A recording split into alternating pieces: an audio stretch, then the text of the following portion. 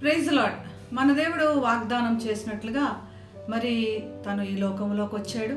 మన పాప భారాలన్నీ తొలగించడానికి, అపవాదిని జయించడానికి, మరణపు ముళ్ళును విరవడానికి ఆయన మరణించాడు. ఇంకా మనకి ఎటువంటి బాధలు లేదు. అన్ని వాగ్దానాలు కూడా నెరవేర్చబడినాయి. ఈరోజు అందుకుగానే వాక్య ధ్యానంగా సంఖ్యాకాండం 23:19 చూసినప్పుడు, దేవుడు అబద్ధమాటకు ఆయన మానవుడు కాడు, పశ్చాత్తాపట్టుకు ఆయన నరపుత్రుడు కాడు. ఆయన చెప్పి చేయకుండానా, ఆయన మాట ఇచ్చి స్థాపింపకుండానా. ఈ వాగ్దానాన్ని మనం ఆలోచించినప్పుడు మనకు ఒక మారని దేవుడు, మాట ఇచ్చాడు, మాట మీద మారని దేవుడు అన్నది మనకి ఇక్కడ చాలా ధైర్యపరిచే వాక్యం అన్నమాట.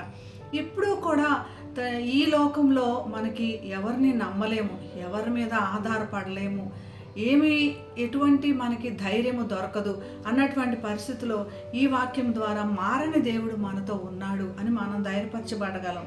అందుకని మలాకీలో ఒకటి రాస్తాడు, యెహోవైన నేను మార్పు లేని వాడను కనుక యాకోబు సంతతి వారైన మీరు లయం కాలేదు. మనం ఎన్ని తప్పులు చేసినా లయం కాలేదు. ఎందుకంటే ఆయన వాగ్దానాలు మనతో ఉన్నాయని.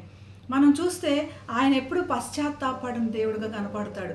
బిలాము ఇశ్రాయేలీల ప్రవక్త కాకపోయినప్పటికీ ఇశ్రాయేలీలను శపించడానికి వచ్చినా కూడా తన నోట ఇశ్రాయేలీలకు ఆశీర్వాదములే పలికినాయి. ఎందుకంటే దేవుడు చెప్పాడు ఇశ్రాయేలీలకి కేవలము ఆశీర్వాదంలే ఇస్తానని. కాబట్టి దేవుడు మనకి ఆశీర్వాదములు మాత్రమే ఇచ్చే దేవుడు. ఆయన ఎప్పుడు మనం తప్పు చేశామని పశ్చాత్తాపడే దేవుడు మాత్రము కాదు. మరియు అదే విషయంలో మన రోమీయుల పత్రికలో చూస్తాం, దేవుడు తన కృపావరముల విషయంలోనూ పిలుపు విషయంలోనూ పశ్చాత్తాపడడు. ఇటువంటి ధైర్యపరిచే దేవుడు, మాట మీద నిలిచే దేవుడు మనతో ఉన్నాడు. కాబట్టి దేవుని స్తుతించి ఆయన గణపరుద్దాం, ఆయన కృతజ్ఞతలు చెల్లిద్దాం, ప్రార్థన చేసుకుందాం.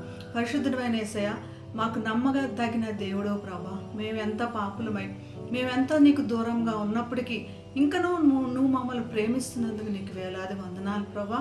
నీకు ప్రతిదినము దగ్గరై మా తప్పులు తెరుచుకొని ప్రభా నీకు ఇష్టమైన జీవులుగా జీవించే కృపను మా అందరికీ దయచేయమని యేసు నామమున ప్రార్థించి వేడుకుంటున్నాం తండ్రి. Amen. Have a blessed day. God bless you.